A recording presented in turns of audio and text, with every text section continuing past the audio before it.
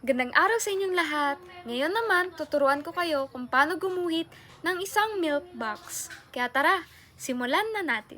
Sa pagguhit ng milk box, ang una nating gagawin ay guguhit tayo ng isang malaking parihaba na bahagyang nakatayo patagilid upang magmukhang 3D.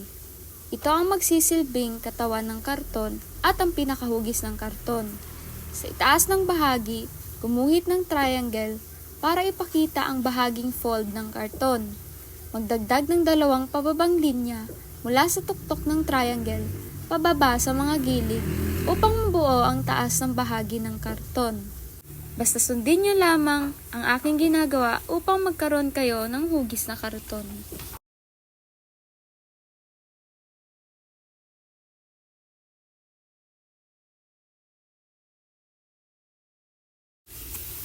Sa gilid ng fold ng karton, maglagay ng isang bilog na hugis sa itaas para sa takip. Gumuhit ng dalawang parallel na bilog na magkasabay upang magmukhang may kapal ang takip. I-shade ang paligid ng takip para sa detalye at mas magandang contrast.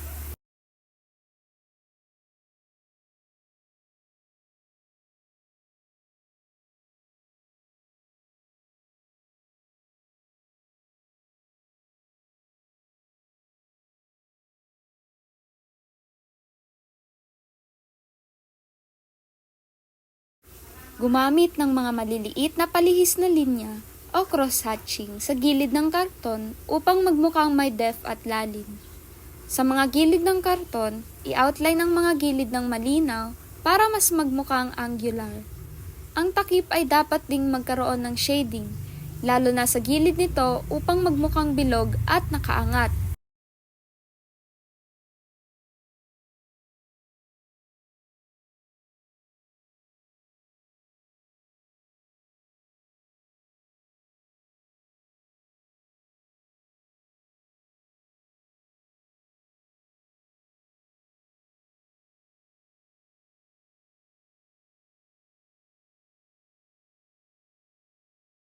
At para sa karton mismo, magdagdag ng cross-hatching o mga pahilis na linya para ipakita ang texture ng karton. Maaaring mas magaan ang shading sa mga gilid at mas madilim sa mga bahagi na may lilim. Ito ay optional lamang, pero kung nais mong gawing mas detalyado, gumamit ng pen upang i-outline ang iyong drawing at pagkatapos ay burahin ang mga lapis na marks. Magdagdag ng mas maraming shading sa paligid ng takip at sa gilid ng karton para mas magmukhang makatotohanan. Ito ay optional lamang din, pero kung gusto nyong kulayan ang drawing natin, pwede naman. Sa karton, karaniwang kulay puti o light blue. Sa takip, maaaring maging kulay blue o kaya red.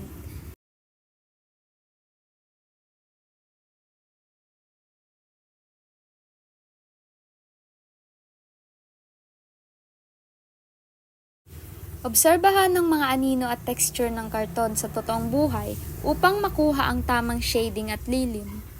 Gumamit ng maliliit na linya at mas maingat na detalye para sa mga maliliit na elemento tulad ng takip.